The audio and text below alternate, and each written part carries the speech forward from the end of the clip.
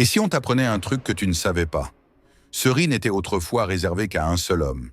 Dans la Chine impériale, seul l'empereur avait le droit d'en consommer. Le peuple en était interdit.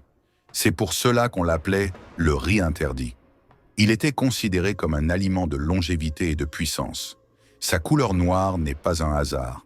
Elle provient d'un pigment naturel, les anthocyanes, les mêmes antioxydants responsables des couleurs violettes et bleues de certains fruits. À poids égal, le riz noir peut en contenir davantage que de nombreux aliments courants.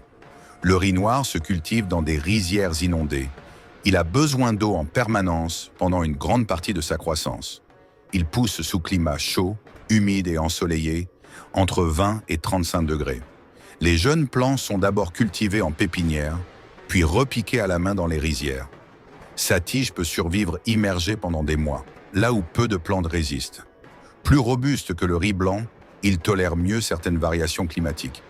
À la cuisson, ses grains deviennent pourpres, libérant une couleur violette profonde et un parfum légèrement noisetté. Contrairement au riz blanc raffiné, il conserve son enveloppe naturelle, riche en fibres, minéraux et micronutriments. Il fournit une énergie plus lente, plus stable, sans pic brutal. En Asie, il est consommé aussi bien en plat salé qu'en dessert traditionnel.